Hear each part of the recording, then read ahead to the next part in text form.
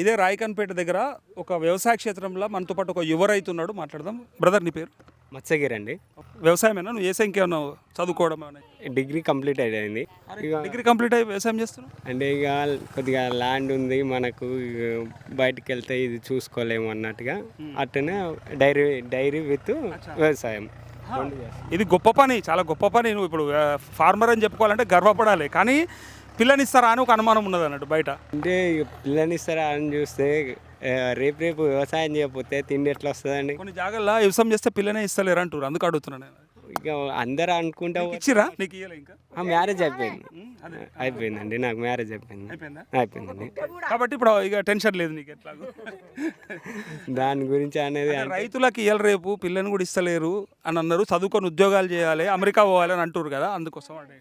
కాదండి, కరెక్ట్ వేలా చేస్తే ఇప్పుడు జాబ్ల కన్నా ఎక్కువ చేసుకోవచ్చు కదా, మనీ ఎర్నింగ్ బాగుంటుంది. కరెక్ట్ పద్ధతిలో సాటిస్ఫాక్షన్ ఉంటుంది కదా. మళ్ళీ ఇంకో వేరే జాబులు చేసిన దానికి ప్రతిరోజు పోవాలి, అక్కడ ఏముండదు. ఇక్కడ మనకు రోజు 3 hours 4 hours చేసుకొని తర్వాతకి తిరగవచ్చు. ఆరోగ్యానికి ఆరోగ్యము, ఎంజాయ్మెంట్కి ఎంజాయ్మెంట్. ప్రకృతి పరంగా అయినా ఆరోగ్యంగా ఉంటాం. కాబట్టి నువ్వు గర్వపడతావా నేను ఫార్మర్ని అని చెప్పి? గర్వంగా ఉంటుందా, లేకపోతే మిగతా మీ దోస్తులే కరే ఉద్యోగం ఉంటే బాగుండు అట్లా? అంటే నేను గర్వపడతా, కాకపోతే అప్పుడప్పుడు అనిపిస్తుంది, అరే వాళ్ళు చేస్తున్నారు కదా. మనకు విషయం తెలుసా, చాలామంది మంచి ఉద్యోగాలు చేసి లక్షల జీతాలు సంపాదించి తీసుకొచ్చి మళ్ళీ గిట్లనే ఫామ్ హౌస్ కొనుక్కొని 4 ఎకరాలు చేసుకొని ఆ పశువులను పెట్టుకొని గదే కథ చేస్తారు కదా. ఇక మళ్ళీ గాడి కూడా ఎందుకు అని అన్ని చేసినా మళ్ళీ ఇప్పుడు ఈ ప్రకృతి కావాలని వస్తారు కదా. అందుకనే ఇక్కడనే ఉంటే బెస్ట్ అని, అందుకే ఇక డిగ్రీ కంప్లీట్ అయినా ఇట్లా మా వైఫ్కి MBA కంప్లీట్ అయ్యాను. తనగిన నాతోనే ఉండి వ్యవసాయం ఇట్లా చేస్తుంది. అయితే ఇప్పుడు సరే, చదువుకున్న యువకుడిగా నీకు అంత ఐడియా ఉంటుంది. ప్రభుత్వ పరిపాలన పనితీరు ఎట్లా ఉన్నది అంటే, గత ప్రభుత్వానికి ఇప్పటికేమన్నా ఫరక్ ఉన్నదా? మంచిగా ఉండేనా? ఇప్పుడే బాగుందా? ఏమనుకుంటుంటారు మామూలుగా మీ యువకులంతా? ఇప్పుడు ప్రభుత్వ ప్రధానంగా వస్తే కేసీఆర్ ఉన్నప్పుడు ప్రజలకు కావాల్సింది చేసిండండి. రేవంత్ రెడ్డి ఒక ఈగో పోతున్నాడు. ఏంటంటే కేసీఆర్ మీద మేము గెలవాలి అన్నట్టు ఈగో పోతున్నాడు. సరే, చేసేటివి కొన్ని చేస్తున్నారు, కొన్ని హామీలు ఇచ్చిండు, కొన్ని తుంగలు దొక్కిండు, కొన్ని ఏదో 2-3 చేసిండు. ఇప్పుడు కాళేశ్వరం నీళ్ళు ఒక్క మేడిగడ్డ కాడ ఒక 2 పిల్లర్లు పోతే ఇంకా మిగతాయి ఉన్నాయి కదండి, ఇసిపెట్టవచ్చు కదా.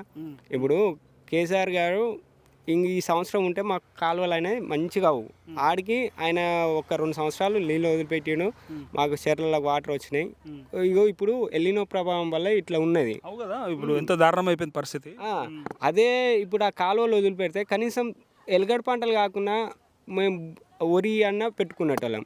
కావాలని ఆ మేడిగడ్డ పిల్లర్ ఒక్కటి చూపెట్టి నీళ్ళన్నీ ఇప్పుడు 1,00,000 క్యూసెక్ నీళ్ళు గోదావరి ద్వారా సముద్రంలో కలుస్తున్నాయి. ఒక రైతుగా మీకు ఐడియా ఉన్నది, రేవంత్ రెడ్డికి లేదంటావా? ఆయన ఏదో కేసీఆర్ రక్తం జల్లి చేస్తా అన్న అది ఇది అని మాట్లాడుతుండే. పంచిండా మరి ఎవరిదన్నా? మరి నేను అంటున్నా, ఎన్ని ఊర్లకు కోసి పంచుతాడు ఆయన? ఎన్ని ఊర్లకు వచ్చిందా? నీకు ఎన్ని లీటర్లు పంపిండు? వస్తే నాకు కాలు వచ్చి కదా, రాలే కాబట్టినే నాకు ఇప్పుడు పొలం గిట్లా ఏం బాగుంది అన్న మాట కరెక్ట్ అనిపించిందా మీకు?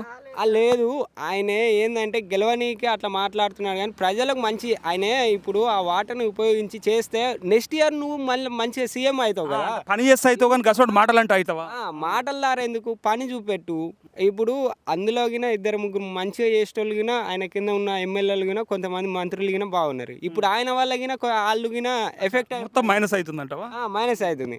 ఇప్పుడు ఆయన అప్పులు చేసిండు అంటున్నాడు. ఇవన్నీ ఆయన ఏం అప్పులు, సరే తిన్నాడో తినలేదో తెలియదు, కానీ నీ కళ్ళ ముందు అయితే కొన్ని ప్రాజెక్టులు కట్టిండు, కొన్ని రోడ్లు వేసిండు, కాలువలు తవ్వించిండు, ఇవన్నీ ఉన్నాయి. నువ్వు ఇచ్చిన ఈ 2.5 సంవత్సరాలలో నువ్వేం చేసినావు?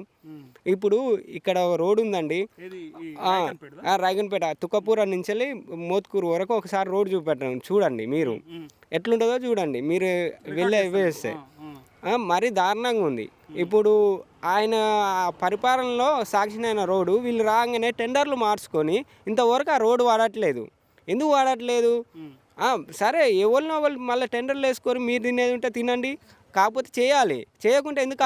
ఎమ్మెల్యే వల్ల అవుతలేదన్నా, లేకపోతే రేవంత్ రెడ్డి చేస్తలేడా? ఇది మాత్రం ఎమ్మెల్యేల దగ్గర ఉంటుందండి. అదే అంటే ఇప్పుడు బీర్లయ్య చేసుకోలేదు. బీర్లైలా అంటే మనం బీర్లైలని తప్పు పడటానికి అది మనం అనలేం కానీ మరి అది టెండర్లో ఎందుకు పిలుస్తలేరు, ఎందుకు చేస్తలేరు? మొన్న ఎమ్మెల్యేనా, మంత్రియా, ముఖ్యమంత్రి ఎవరి మీద ఉన్నది అని అనుకుంటున్నావు గట్లా? ఇప్పుడు మొన్న కోమరెడ్డి వెంకరెడ్డి వచ్చిండండి, ఆయన రోడ్డు భవనాల శాఖ మంత్రి. వచ్చిన రోజు దబా ఆడావిడిగా ఆడాడ గుంటలలో ప్యాచ్ వర్క్ వేసి పెట్టిండు. ఆయన ఏమన్నాడు, 28 వరకు నేను మొత్తం కంకర పోసి సాఫ్ చేస్తా, ఈ టెండర్లో పిలిపియాలి 28 నాడు అన్నాడు. మరి 28 తర్వాత పిలిపిస్తాడో పిలిపియో చూడాలి. అది ఇంకోటండి, మాకు చిన్న స్మాల్ ఉందండి. ఇది 1969లో ఈ రోడ్డు పోయిందండి, మెయిన్ రోడ్డు పోయినప్పుడు భూములు కట్ కాలే కానీ పైసలు వచ్చినాయి. అయితే ఇప్పుడు భూములు కట్ చేస్తాం అనేసి ఓన్లీ రైగన్పేట మాత్రమే కట్ చేస్తున్నారు, ఎక్కడా లేదు. సరే కట్ చేస్తా అని అన్నారు, కట్ చేయండి అని మేము అన్నాం. కానీ ఇప్పుడు 3 సంవత్సరాల నుంచి దాన్ని బ్లాక్లో పెట్టి ఒక 13 ఎకరాలన్నర భూమి రోడ్ల కట్ అయితే మొత్తం 186 ఎకరాలు బ్లాక్లో పెట్టారు. తీయమని అంటే తీస్తలేరు. సరే మీ రోడ్డు అంటున్నారు, కట్ చేసుకోరు, మిగతాది అన్నా మాకు రిలీజ్ చేయండి అంటే చేయట్లేదు. ఇప్పటికే 5 సార్లు రైతు బంధువులు పోయినాయి. మాకు పంట మెయిన్గా సరే రైతు బంధు ఒకప్పుడు వచ్చినాయా చేసుకొని బతికితే బతుకుతాం. 2018కి ముందు ఏం రైతు బంధు లేదు కదా, లేదు. సరే అది దాన్ని వదిలేసండి, కానీ మేము పంట అమ్ముకోవడానికి మాకు వీలు లేకుండా పోతుందండి. మొన్న వరి ధాన్యం అమ్ముకోవాలంటే, వరి పత్తిగా అమ్ముకోవాలంటే బ్లాక్లో పెడితే 0 చూపెడుతుంది మాకు. అది అమ్ముకోవాలంటే వేరే వాళ్ళని బదులాడుకొని అమ్ముకోవాల్సి వస్తుంది. పత్తి అమ్మాలంటే కూడా ఇబ్బంది పెడుతున్నారు అని చెప్పి అంటారు కదా. అది ఒక దగ్గర యాప్లు ఈ బుక్ కావడం వల్ల ఇది యాప్లు ఎందుకు అదొకటి. సరే యూరియా బస్తాలతోటి ఇప్పుడు ఒక రైతు ఉన్నాడండి, ఇప్పుడు పొద్దున్నాక పని చేసుకుంటాడు, ఆయన యాప్లలో సతమతం అయ్యి టైం గుర్తుండదు. నువ్వు పెడితే పొద్దుగాల 6 గంటలకు పెట్టి మధ్యాహ్నం 3 గంటలకు పెడితే పొద్దుగాల 6 గంటలు లేచే వరకు నీకు అయిపోతుంది. మధ్యాహ్నం 3 గంటలకు పనులలో ఉండి పట్టుకొచ్చుకోవట్లేదు. ఈ యాప్ బుకింగ్ ఎందుకు? ఒకప్పుడు ఉండే అండి, అది ఆటో వానికి పైసలు ఇస్తే వాడు వేసుకొచ్చేది, రైతు పోకుండా. రైతు ఇక్కడ ఏమైనా పని చేసుకునేది ఆటో వానికి ఇస్తే ఆడే చేస్తురా. మళ్ళీ కేసీఆర్ రావాలని కేసీఆర్ మంచిగా చేసినండి. అసలు ఓడిపోవడానికి కారణం ఆయనకు కింద సలహా ఇచ్చేటోళ్ళు ఎవరైనా ఉన్నారో లేరో తెలియదు. ఒక ఎమ్మెల్యేని, సిట్టింగ్ ఎమ్మెల్యేని ఒకేసారి ఒక తాన 3-4 సార్లు ఇస్తే అది మైనస్ అవుతుందండి, అయిపోతుంది. కంపల్సరీ గొంగుడి సున్నతకి ఇచ్చేది లేకుండే మొన్న 100% ఆమె కాకపోయి ఉంటే గెలిచేది. తెలుసా, ఈమె మాకు చేయట్లేదు కదా, ఈ ఒక్కసారి ఈమెను మార్చేద్దాం, ఈ ఒక్కది పోయినంత మాత్రం కేసీఆర్ పోతాడా అని అన్నట్టు అందరూ అదే ఆలోచించిండు. ఇక్కడ ఇట్లా అక్కడ గాదర్ కిషోర్ది అట్లా ఆలోచించడం వల్ల అక్కడ గాదర్ కిషోర్ అయితేనే పోయిండు, ఇక్కడ ఈమె అయితేనే పోయిండు, పోయినండి. 15-20 దాకా అట్లనే పోయినాయండి. ఒకవేళ సిట్టింగ్ ఎమ్మెల్యేని మార్స్తే ఖచ్చితంగా కేసీఆర్ గెలిచిండు. Thank you brother.